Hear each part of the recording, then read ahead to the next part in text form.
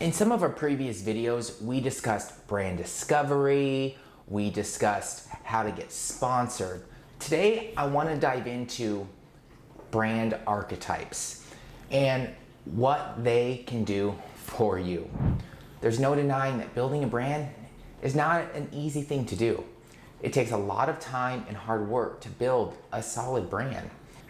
Thankfully, companies like us have created formulas for athletes that you can follow.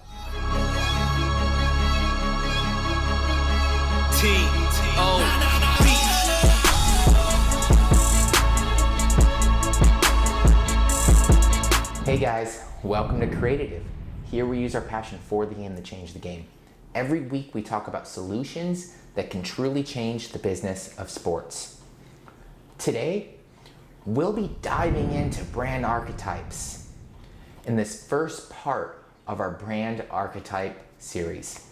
Revolutionize the game, and don't forget to tackle that subscribe button and that notification bell so you don't miss out on anything in the future. In today's extremely competitive sporting industry, athletes need to be more than just good at the game. They need to be likable for them to have a solid fan base. They need to be marketable for them to get tons of sponsorship opportunities. They need to be versatile for them to build a career outside of the game. Admittedly, the sporting industry is expecting a lot from its players. And when you've got your game plan in your head all day, it's hard to make room for anything else, besides your strategies. So how do great players like Stephen Curry and Tom Brady balance doing well in the game while building their own brands? Well, part of the process is understanding marketing and building their own brand archetypes. To start off, let's kind of talk about what brand archetypes are. If this is your first time hearing the term brand archetype, then you're in luck. We created this two-part series exploring brand archetypes. In its simplest form, brand archetypes are universally familiar characters or solutions that brands can embody. Deeper than the stereotypes we know, brand archetypes transcend time, place, gender, and age. Regardless of where you are and what decade you may be in, companies and other well-known icons use these personality types to connect with their fan base. You know how for some odd reason you're attached to athletes or other sports brands? It could relate to the love of sports, but oftentimes it's something deeper. So let's explore how archetypes connect with people. Regardless of how we view life and the rest of the world, we all have basic human desires. Desires that were never taught nor needed. Just simple desires that are often seen as instinctive and primitive. Brand archetypes use these desires to relate to us. Hundreds of psychological research has led to the personification of various basic human desires that we have. And in hopes of creating a deeper connection with people, companies have used these personalities, or what we call them, archetypes, to relate to us as fans. They use archetypes to create symbols, stories that we already understand or recognize. This is what makes brand archetypes so effective. These traits and personalities are already pre-programmed into our brains. Our subconscious understands the symbols these athletes and companies are sharing with us. We recognize them, and therefore we position these brands into our minds. So generally speaking, there are 12 brand archetypes that people easily recognize. The creator, the sage, the caregiver, the innocent, the gesture, the magician, the ruler, the hero, the rebel, the regular guy, the lover, and the explorer.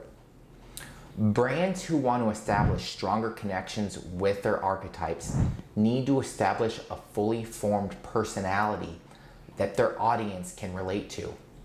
Now, with this in mind, what makes archetypes different from traditional stereotypes?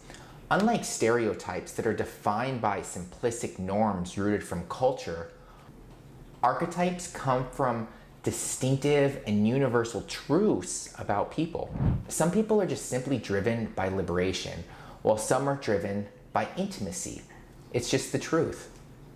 So, how do you as an athlete, or how do companies use brand archetypes?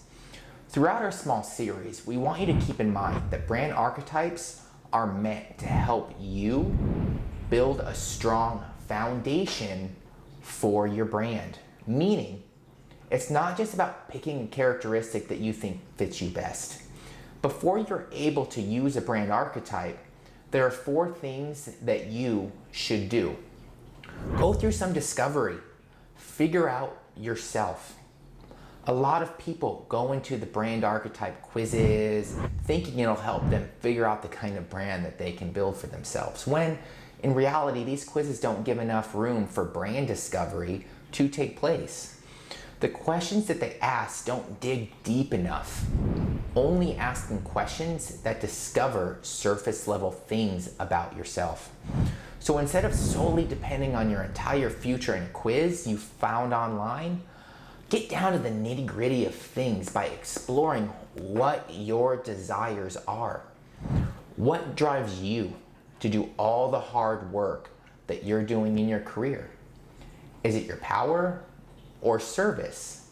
Psychologist Carl Jung, who coined the term archetype, said that we all share a collective unconscious that creates patterns of behavior by channeling certain experiences and emotions. Depending on your core desire, these patterns of behaviors will induce a certain archetype that your audience can relate to. So before anything else, it's important that you get to know yourself first. List down the core desire of your brand and what it wants to achieve in the future. By doing so, you no longer have to struggle with getting to know and connecting with your fans. Once you get to know yourself, get to know your audience and fan base. Now that you've figured out what your core desires are, let's get to know your audience. As discussed earlier, we all share a collective unconsciousness that we can recognize through patterns of behavior. But in order for your brand to build strong relationships with your fans, they need to be able to relate to them. It's the best way to figure out just how in common you are with your fan base. Besides collecting their demographic data, you also need to look into their psychographics. Psychographics pertains to their attitudes, beliefs, and values of your said fan base. More often than not, researchers get these data from focus groups, interviews, or online research and strategy. Using the data that you've gathered from your fan base, you can align their desire to the core desires of your brand archetype. By doing so, you'll be able to get to know whether the archetype you plan to use is meant for your existing fan base. Now that sports fans have become more skeptical than ever, your brand needs to be relatable for them to truly connect with you. And when they realize how much they relate with your brand, the higher chances of them becoming loyal to your brand. Step 3, you want to learn the different types of archetypes. Understanding the archetypes is a must if you want to find the best archetype for your brand. After evaluating your goals and desires, including those of your fans, you should be able to find the right archetypes that you want to use. But before you do so, you need to spend some time learning the archetypes themselves. There's more to the 12 brand archetypes that we've mentioned earlier, but generally speaking, athletes like yourself need to understand their core desires, their goals, and what drives them to do what they do. Looking up examples can also be a big help when learning archetypes. After evaluating your wants as a brand owner and the needs of your fans, you can start looking into the values of the 12 archetypes. Start narrowing down the list by removing the archetypes you don't really relate with. Keep in mind that when it comes to finding your brand archetype, you have to keep your desires and your fans' desires in mind. A brand's success relays on the relationship they build with people. And as we've discussed earlier, your brand archetype should help you connect with your fan base, not drive them away from you. Step 4, you want to develop the right mix with your archetypes. Because of the complexity of athletes and other personalities, it's hard to stick with just one archetype. Some people often make the mistake of sticking to this one archetype. Keep in mind that you're meant to guide people. Your brand still needs to stand out. And the only way you can do this is by developing a mix of familiar archetypes and new personalities that would catch the interest of your fans. Now, we usually do brand archetypes during the brand discovery process. So let's kind of discuss that a little bit. The 4 steps we've discussed earlier are part of the process called brand discovery. It's a method used by agencies like ourselves to develop brands.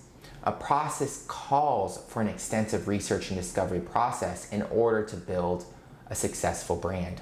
While brand building process may vary from one company to another, the process of brand discovery often follows the steps we've mentioned earlier. You get to know yourself, you get to know your fans, and then you evaluate the information you've gathered from both parties to build said brand. Despite having an archetype that you can follow, the brand discovery process is still a must.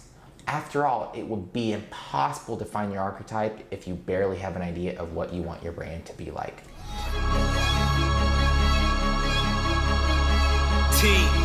If you want to learn more about the 12 different brand archetypes that you can adapt from your brand, make sure to check out our second video coming later this month, wherein we dive deeper into each archetype and some real life examples. We hope you guys loved today's video, and if you want to learn more about the great solutions that can truly change the game, again, don't forget to tackle that subscribe button and give us a like. This is Zach with Creative, where business is our sport.